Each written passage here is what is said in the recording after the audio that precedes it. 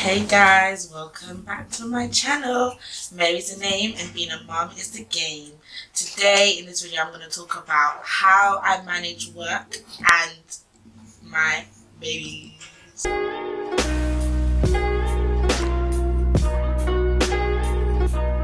Okay, so like I said, I'm going to talk today about work and babies. It was actually a question asked by me in the comments. So guys, don't forget to like, comment, subscribe, comment below whatever questions you have, whatever you'd like to know, whatever you want to add. So yeah, this is just to answer a question on how I manage both work. It was actually a business, but I'm actually a working mum more than a business mum, but I feel like it would blend. This method that I've used I think would work for any type of mum, a business mum, a working mum, a stay-at-home mum who just wants to have a nice long bath and get the house tidy. I feel like this process would work overall, and that process is timing, having a schedule, and friends and family. So getting help wherever you can, babysitting, whoever's up for babysitting, whoever's up for, you know, for putting their hands in, you know, let them do it. So first of all, timing. I found that timing was so important. So my time at home with my maternity leave, I only stayed home for 6 months. Like I said, I'm a working mum. I've been so used to working, so what I done was I went back part-time.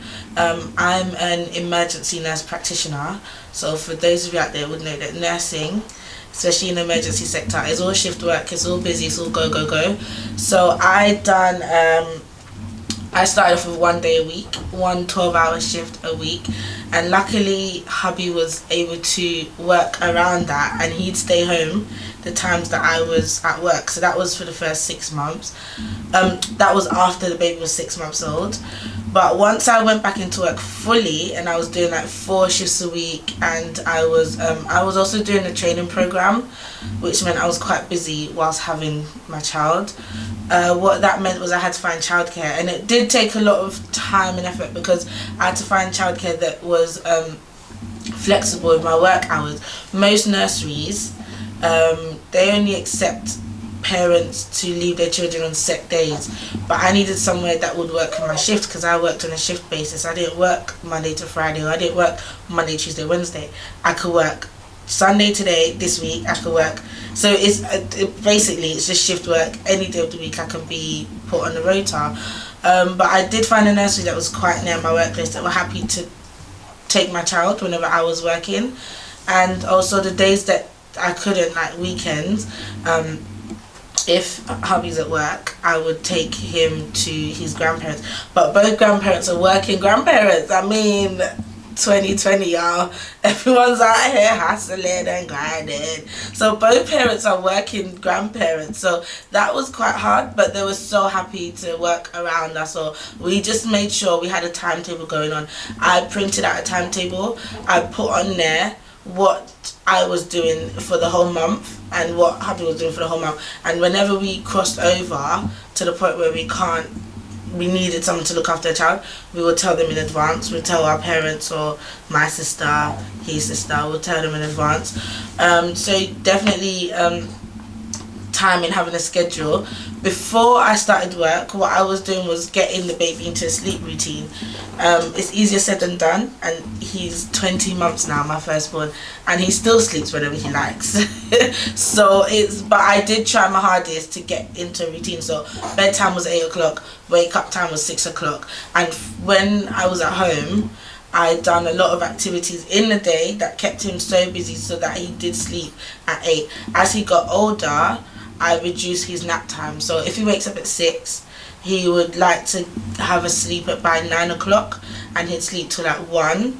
So in that time, this was whilst I was at home, in that time I would tidy up, have a shower, eat, sort out his food for the next. Now that I have the second born, whilst the first is asleep, I would feed my child. The second, I would sort out him, give him a wash, sort myself out, record videos. So all of that stuff I do whilst the baby's having a nap.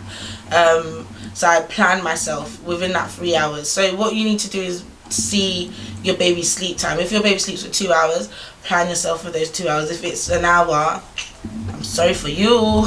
So you have to make something work. But I try to fit everything in that 3 hours. And also when he goes to sleep at 8, so I try and get both babies asleep by 8 o'clock.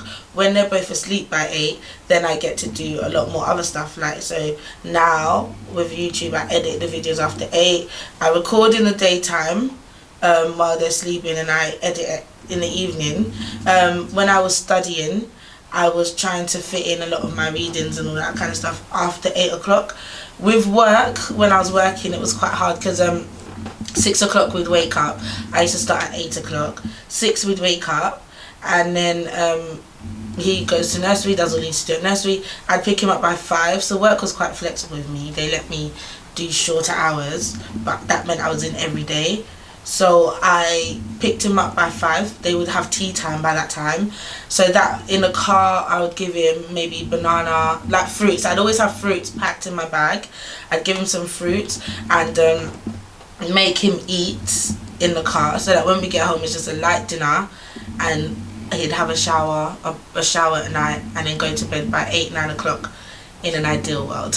But sometimes we're trying to get home, it's hectic. By the time I get home, I'm slumped, I want to eat, so we end up sleeping at like 10, 11, 12, something like that.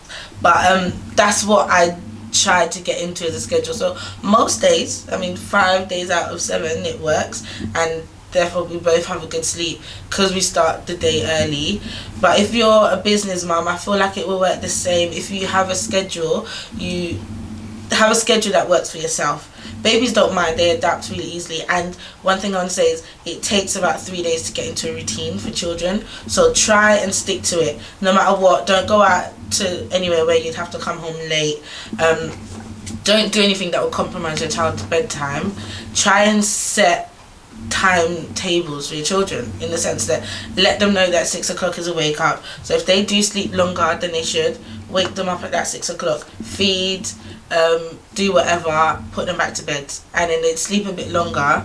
That gives you a window to either sleep if you want, or to get on with your business, whatever your business is. 3 hours I think is a good chunk of the day to get quite a lot of stuff done.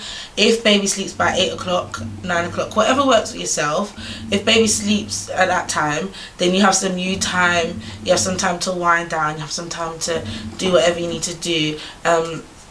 I also do hair, so I found with my firstborn, whenever he was asleep, I'd quickly sew some wigs and then put them aside and do it like that. So just try and fit in as much as your work schedule around baby sleep time, but also you need to set times that the baby sleeps.